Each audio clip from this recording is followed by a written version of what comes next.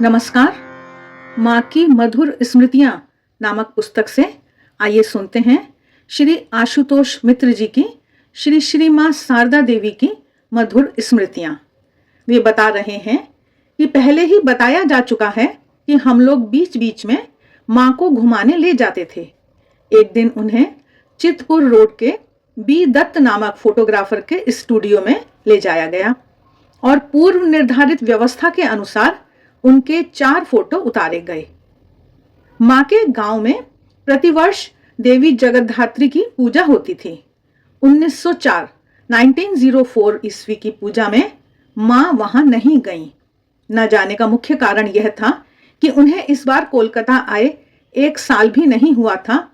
इसी बीच फिर जाना और आना, फिर आने जाने में खर्च भी कम नहीं लगता था।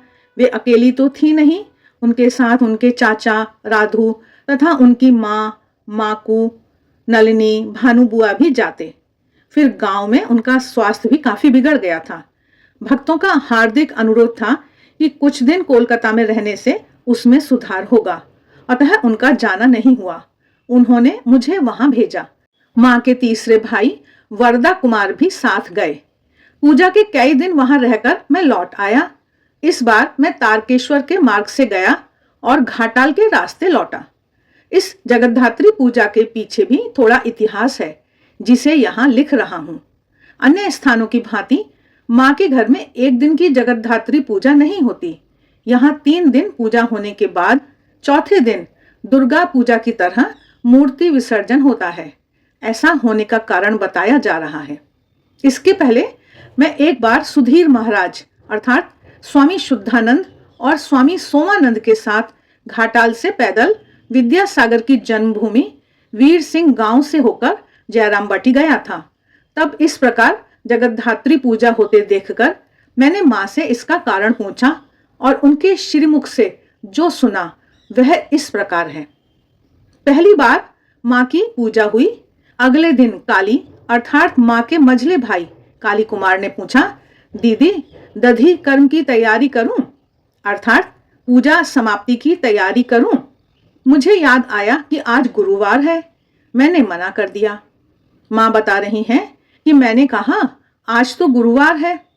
बात समझकर उसने उस दिन फिर माँ की पूजा कराई। अगले दिन फिर महीने का पहला दिन था। उस दिन भी अगस्त्य यात्रा। माह के पहले दिन ऋषि अगस्त्य जिस यात्रा पर गए थे उससे वे लौटे नहीं। इस कारण यह दिन अशुभ माना जाता है। तो अगस्त्य यात्रा होने के कारण दधी कर्म करने को नहीं कह सकी। उसके अगले दिन निरंजन हुआ। तभी से माँ यहाँ 3 दिन पूजा ले रही हैं। इस प्रकार मेरे जयराम बाटी से लौटने पर माँ ने बड़ी उत्सुकता के साथ पूजा के बारे में सारी बातें सुनी। इसके कुछ दिन बाद माँ के पुरी जाने की बात उठी। जाने का दिन निश्चित हो जाने के बाद उसके बाद के 2 दिन का समय सामान की खरीदारी में और रात का उसकी पैकिंग में बीता। माँ के साथ उनके चाचा राधू, छोटी मामी, नटी की माँ, चुनी बाबू की पत्नी कुसुम, गोलापमा और लक्ष्मी दीदी चली। पुरुषों में बाबूराम महाराज अर्थात स्वामी प्रेमानंद और मैं था। रेलगाड़ी में द्वितीय श्रेणी का एक डिब्बा आरक्षित कराया गया जिसमें माँ तथा उनकी संगनियां बैठी। हम 3 पुरुष इंटर क्लास में बैठे। बाबूराम महाराज के छोटे भाई शांतिराम बाबू तथा गणेंद्र नाथ हम लोगों को हावड़ा स्टेशन पर ट्रेन में चढ़ाने आए थे। रात भर ट्रेन में यात्रा करके अगले दिन सुबह हम पुरी धाम पहुंचे। वहां बड़े रास्ते अर्थात श्री मंदिर के मार्ग पर स्थित बलराम बाबू के क्षेत्रवासियों का मठ नामक भवन को हम लोगों के निवास हेतु खोल दिया गया था। बाबूराम महाराज समुद्र तट पर स्थित बलराम बाबू के ही शशि निकेतन नामक एक अन्य भवन में ठहरे। पुरी पहुंचकर मां धूल भरे पांवों से ही श्री मंदिर में दर्शन को गईं। बलराम बाबू के सुयोग्य पुत्र रामकृष्ण बसु, हम लोग उन्हें राम कहकर संबोधित करते थे, उन्होंने पहले से ही सारी व्यवस्था कर रखी थी। वे इधर के जमींदार थे। माँ के श्री मंदिर में जाते ही वहां रत्नवेदी का स्थान खाली कर दिया गया। माँ ने वहां प्रवेश करके अपने हाथों से पहले मेरा और बाद में अपने चाचा का मस्तक रत्नवेदी को, अर्थात वह वेदी जिस पर मूर्तियां विराजित हैं, स्पर्श कराया और मुझसे कहा, गुरु और इष्ट को एक देखना चाहिए। बाद में बाकी सबने दर्शन किया। मंदिर से प्रतिदिन हम लोगों के लिए महाप्रसाद आया करता था। क्षेत्रवासी मठ के बाहरी कमरे में माँ के चाचा, मैं तथा एक सेवक और अंदर महिलाओं के रहने की व्यवस्था हुई। बाहर के मुख्य द्वार पर एक चौकीदार भी था। 3 दिनों के कठोर परिश्रम और 3 रात जागने के कारण मैं थककर वहां पहली रात इतनी गहरी निद्रा में सो गया था कि कब चोर आकर हमारे कमरे से चाचा के और मेरे कपड़े चुरा कर ले गया, मुझे पता ही नहीं चला। चाचा को थोड़ी अफीम खाने की आदत थी। सुबह जब उनकी नींद खुली और उन्होंने कमरे का द्वार खोलकर कपड़े गायब देखे तो चिल्ला उठे। उनका चिल्लाना सुनकर मैं जाग गया। तुरंत घर के भीतर जाकर देखा, सब कमरे बंद मिले। वहां कुछ नहीं हुआ था, केवल हमारे कपड़े ही चोरी हुए थे। शशि निकेतन में चोरी की खबर देने पर बाबूराम महाराज तथा राम आए और हम लोगों ने थाने में जाकर रिपोर्ट लिखवाई। थानेदार की खोजबीन के फलस्वरूप चोर 6 मील दूर कपड़ों के साथ पकड़ा गया। यथा समय अदालत में गवाही देकर और कपड़े पहचानकर मैं उन्हें वापस ले आया। सुबह हम लोग माँ के साथ श्री जगन्नाथ का दर्शन करने जाते और शाम को जाकर आरती देखते। एक दिन माँ की इच्छा से क्षेत्रवासी मठ में कथा का आयोजन हुआ।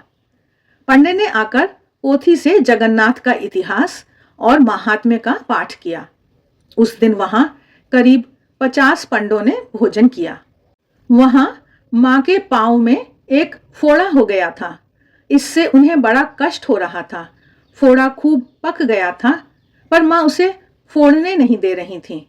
एक दिन इसी अवस्था में वे मंदिर में आरती देख रही थीं।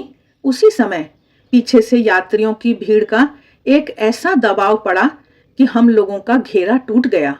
माँ घाव में चोट लगने के डर से चिल्ला उठी। यह घटना सुनने के बाद अगली सुबह बाबूराम महाराज उनके लिए एक युवा डॉक्टर को ले आए। हम लोगों के पूर्व निर्देश के अनुसार उसने प्रणाम करते करते फोड़े में चीरा लगा दिया और माँ मेरा अपराध क्षमा कीजिएगा कहकर चला गया। तत्काल हम लोगों ने दोनों हाथों से पांव दबाया तो मवाद बाहर निकल आया। माँ ने भली भांति चादर लपेट रखी थी, अतः वे डॉक्टर का कार्य देख नहीं सकी। बाबूराम महाराज पास नहीं आए।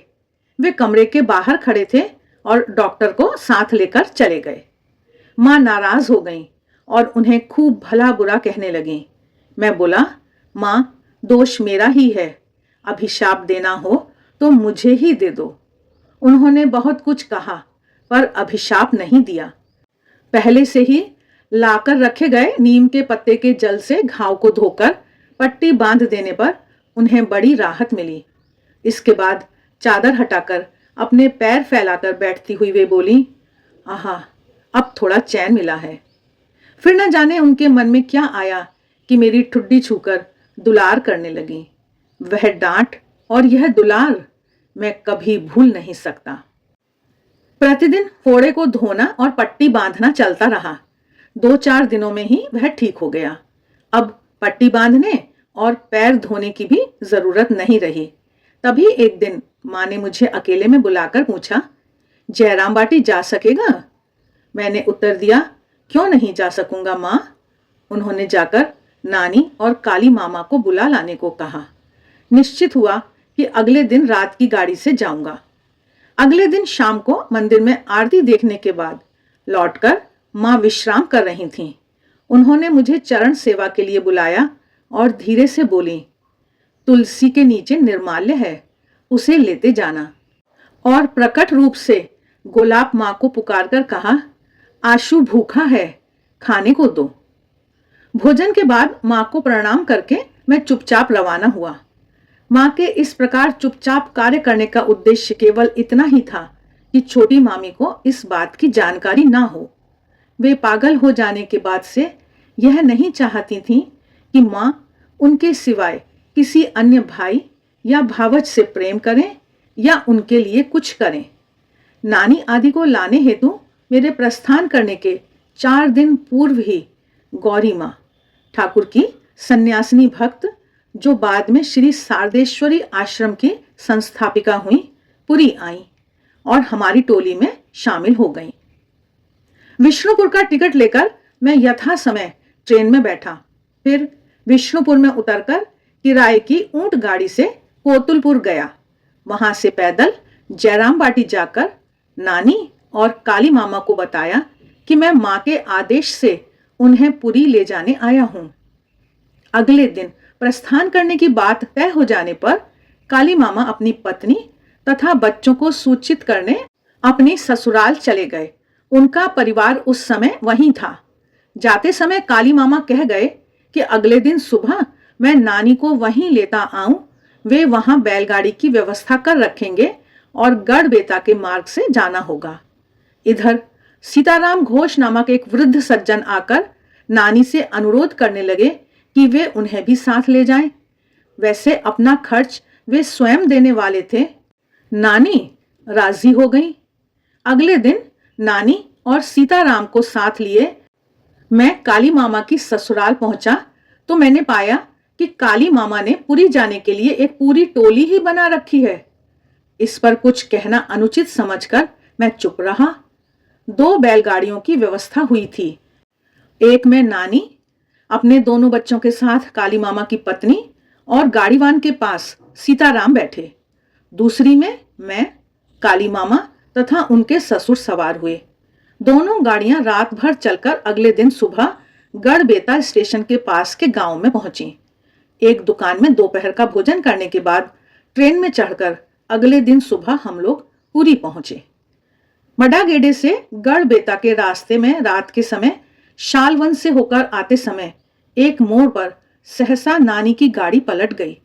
इसके फलस्वरूप सीताराम के ऊपर नानी और नानी के ऊपर मझली मामी और उनके दोनों पुत्र आ गिरे। उन लोगों के, विशेषकर नानी के मर गई चिल्लाने पर मैं दौड़ा और उन्हें सही सलामत बाहर खींचकर बोला, नानी आपको मरने नहीं दूंगा, मां रोएंगी ना।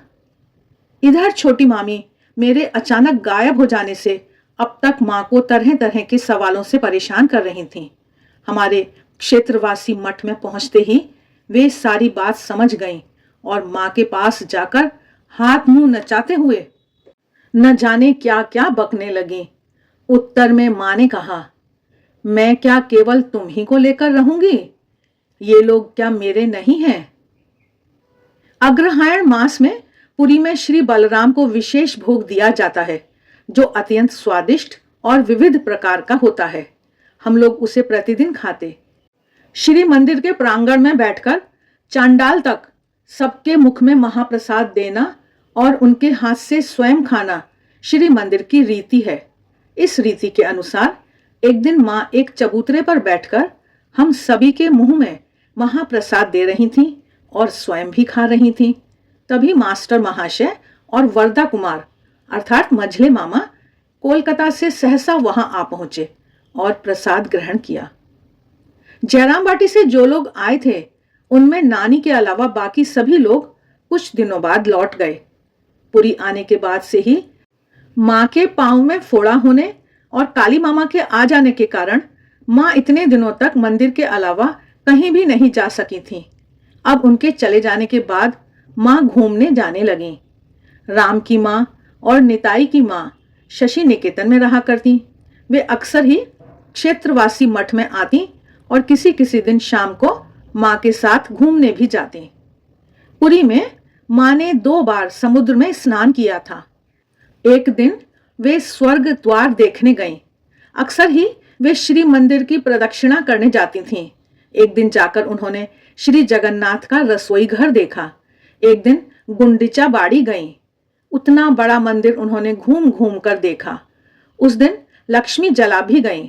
लक्ष्मी जला की विशेषता यह है कि उस जला में श्री महाप्रभु के दैनंदिन भोग के निमित्त 12 महीने नित्य नया धान पैदा होता रहता है। नित्य उस धान से चावल बनाकर उन्हें भोग दिया जाता है। एक अन्य दिन हम लोग विजय कृष्ण गोस्वामी महाशय की समाधि देखने नरेंद्र सरोवर गए।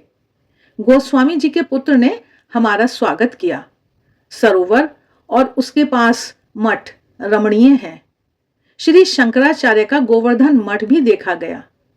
पुरी निवास काल में अंत में मां का स्वास्थ्य अपेक्षाकृत सुधर गया था और संभवतः इसी कारण तब वे खूब बातचीत और हास परिहास किया करती थीं। एक दिन बातें करते करते स्वामी जी की दुर्गा पूजा का प्रसंग उठने पर वे बोली, नरेंद्र की क्या ही गुरु भक्ति थी, मेरे नाम संकल्प कराया, बोला मां के नाम संकल्प होगा। हम लोग तो कौपीनधारी हैं, हमारे नाम से नहीं होगा। केष्टलाल मेरे पास था। केष्टलाल अर्थात कृष्णलाल स्वामी धीरानंद, उसी से पूजा कराई। शशि अर्थात स्वामी रामकृष्णानंद के पिता तंत्र धारक थे। मुझे ले जाकर कई दिनों तक नीलांबर के मकान में रखा था। एक अन्य समय मां बोली, तुमने काला पहाड़ की बात तो सुनी है ना? ब्राह्मण की संतान था, परंतु क्या नहीं किया, हिंदुओं के देवी देवताओं को बिल्कुल भी नहीं छोड़ा, सब तोड़ ताड़ कर चकनाचूर कर दिया। एक दिन मां को हास परिहास करते देखकर नटी की मां बोली, मां तुम हंसी की इतनी बातें जानती हो? मां ने कहा, मुझे क्या देखती हो, ठाकुर को देखा है ना, उनकी बातें तो खत्म ही नहीं होती थीं, इतनी बातें वे जानते थे। माघ के महीने में मां कोलकाता के बाग बाजार स्ट्रीट के मकान पर लौट आई। नानी भी हम लोगों के साथ कोलकाता आई। नानी भी नाती के बारे में हम लोगों के साथ उसी प्रकार हंसी करती थीं और हम लोग भी नहीं छोड़ते थे। एक दिन हमने उन्हें बाग बाजार के नवीन मयारा की दुकान का रसगुल्ला और संदेश खिलाने के बाद पूछा कि कैसा लगा, तो वे बोली, भाई वह भी क्या खाक मीठा था, थोड़ा कच्चा गुड़ मिल जाता तो जान में जान आती। कुछ दिन कोलकाता में रहने के बाद नानी प्रसन्न कुमार के मित्र रामनाथ बनर्जी के साथ जयराम बाटी चली गई। श्री आशुतोष मित्र जी की श्री श्री मां शारदा देवी की ये मधुर स्मृतियां आज के लिए बस इतनी ही। शेष फिर आप सभी की मंगल कामना के साथ नमस्कार।